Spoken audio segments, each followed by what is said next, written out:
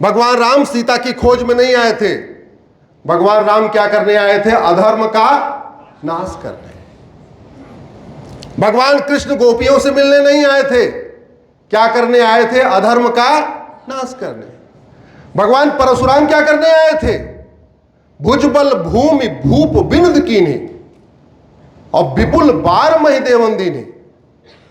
भगवान कृष्ण क्या करने आए थे? अधर्म का नाश। भगवान राम अधर्म का नाश। भगवान परशुराम अधर्म का नाश। क्यों? क्योंकि धर्म की जय करने से अधर्म का नाश नहीं होता, अधर्म का नाश करने से धर्म की जय होती है। और ये हम भूल चुके हैं। रानी अहिल्याबाई होलकर जी की जयंती हम 1 साल से मना रहे हैं। ईमानदारी से बताना, आपके भोपाल के ड्रग स्मगलर भोपाल छोड़ के भाग गए क्या? जोर से बोलिए जरा।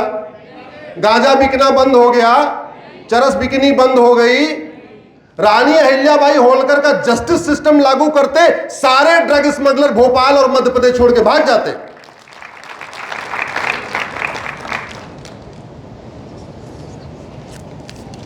बात फिर वही आ गई कि न्याय की देवी कौन होना चाहिए। संविधान के प्रियम्बल में लिखा है सोशल जस्टिस। 300 साल पहले माता अहिल्याबाई होलकर ने जब राजपाट संभाला, सोशल जस्टिस के लिए इतना काम किया उन्होंने, इतना काम किया। हमने तो संविधान में 75 साल पहले लिखा है। संविधान में लिखा हुआ है इकोनॉमिक जस्टिस।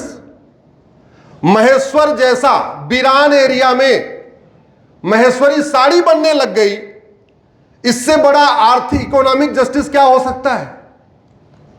कुछ नहीं था वहां पे, कारोबार खड़ा हो गया।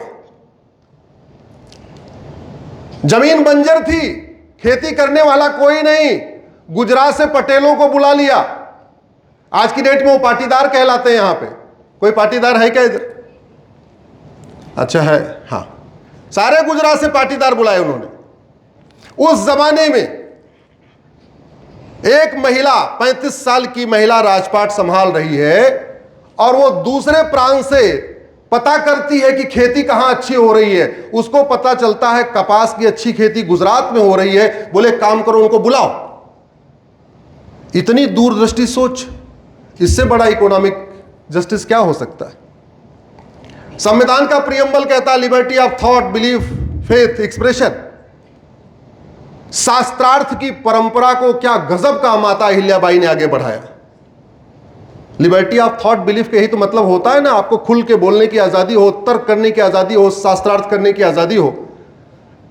रानी अहिल्याबाई होलकर के समय में महेश्वर भारत का सबसे बड़ा शास्त्रार्थ का केंद्र हुआ करता था। भारत में 2 ही शास्त्रार्थ के केंद्र थे, एक काशी, दूसरा Maheshwar. Fraternity, unity, national integration. अभी मैं संविधान पढ़ रहा हूं और जिसको हम कहते हैं संविधान, हमने कॉपी बाहर से किया। जो कुछ लिखा हुआ है सब यही भारत में हो रहा 300 साल पहले।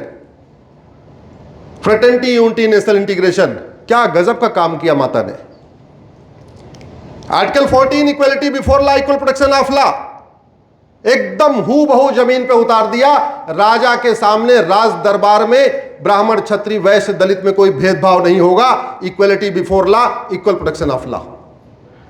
आर्टिकल 15 कोई भेदभाव नहीं होगा, जमीन पे उतारा माता अहिल्याबाई होलकर ने।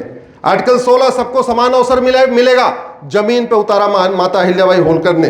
आर्टिकल 17 छुआछूत खत्म होना चाहिए, जमीन पे उतारा माता अहिल्याबाई होलकर ने। आर्टिकल 19 सबको पूरे देश में कहीं पे भी जाके रहने, बसने, घूमने, टहलने और उद्योग करने का अधिकार है। माता अहिल्याबाई होलकर ने करके दिखाया। गुजरात से पटेलों को बुला के यहां पाटीदार बना दिया। आर्टिकल 20 राइट टू जस्टिस, जिसकी चर्चा बहुत कम होती है। आज की डेट में तो 50-50 साल केस चल रहे हैं। माता अहिल्याबाई होलकर के यहां जो जस्टिस सिस्टम था, पहली कैटेगरी थी जस्टिस विद इन आवर। घंटा बजेगा, अगले 1 घंटे के अंदर न्याय हो जाएगा। केस कॉम्प्लेक्स है, जस्टिस विद इन डे, 1 दिन फरियादी को रुकना पड़ेगा। बहुत कॉम्प्लेक्स केस है, एक्स्ट्रा कॉम्प्लेक्स केस है। जस्टिस विद इन वीक, एक सप्ताह के अंदर फैसला हो जाएगा। कुछ लोग कहते हैं एक दो केस ऐसे हुए थोड़े लंबे भी गए थे, चलो मान लेते हैं, तो वो justice with in month. Bharat में कभी चर्चा होती है क्या? आज की डेट में एक दिन तो एफआईआर लिखवाने में लग जाता है, और वो भी सांसद विधायक से फोन करवाना पड़ता है। और हम बात करते हैं रानी अहिल्याबाई होलकर की। रानी अहिल्याबाई होलकर ने किया क्या? उसकी चर्चा कम होनी चाहिए, उसको लागू करना चाहिए, तब जनता का कल्याण होगा। राइट टू एजुकेशन अब फंडामेंटल राइट हुआ है, रानी अहिल्याबाई होलकर ने करके दिखाया था। और पहली बार स्पेशल ड्राइव शुरू हुई थी आदिवासियों को इस गुरुकुल तक पहुंचाने की, स्कूलों तक पहुंचाने की। आर्टिकल 23 दास प्रथा बंद होनी चाहिए। संविधान कहता है आर्टिकल 23 दास प्रथा नहीं होनी चाहिए। दास प्रथा की शुरुआत रानी अहिल्याबाई होलकर ने किया। आर्टिकल 24 बाल मजदूरी नहीं होनी चाहिए, रानी अहिल्याबाई होलकर ने करके दिखाया था। आर्टिकल 38 सोशल इकोनॉमिक जस्टिस, रानी अहिल्याबाई होलकर ने करके दिखाया। आर्टिकल 39 बड़ा यूनिक केस है, equal pay for equal work. वो महिला हो या पुरुष, अगर काम समान है तो वेतन समान मिलेगा, यह संविधान का आर्टिकल 38 कहता है। गुरुदेव रानी अहिल्याबाई होलकर ने इसको करके दिखाया था। आर्थिक व्यवस्था ऐसी हो कि पूंजीवाद न बढ़े, करके दिखाया। प्राकृतिक संसाधनों का समुचित उपयोग हो, आर्टिकल 39 उन्होंने करके दिखाया।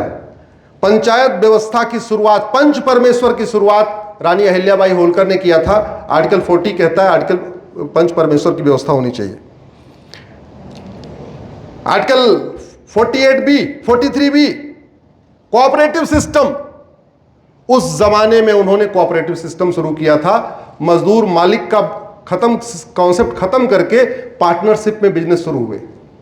बहुत सारे उन्होंने वहां बुनकरों को बसाया महेश्वर में।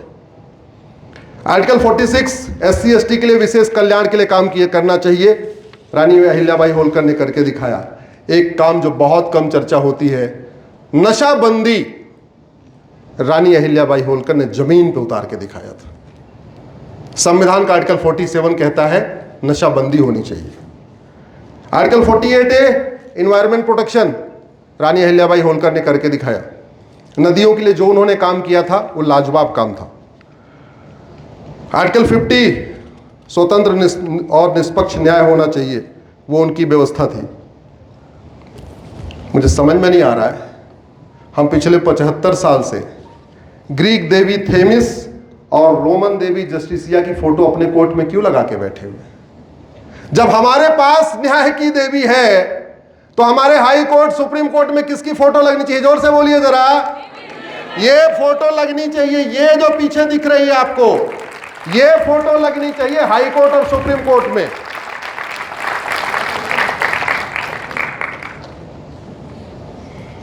आशा करता हूं यह वीडियो केंद्र सरकार, राज्य सरकार तक पहुंचेगा, कानून मंत्री तक पहुंचेगा, माननीय प्रधानमंत्री जी तक पहुंचेगा, और हमारे चीफ जस्टिस ऑफ इंडिया तक पहुंचेगा। सुप्रीम कोर्ट इस पर गंभीरता के साथ विचार करेगा कि वो पट्टी वाली देवी, रोमन वाली देवी और ग्रीक वाली देवी ठीक है या हमारी रानी अहिल्याबाई होलकर ठीक है। कौन डिजर्व करता है सुप्रीम कोर्ट में, ये हम छोड़ दे रहे हैं माननीय सुप्रीम कोर्ट के जजों पे, कानून मंत्री पे और भारत सरकार पे।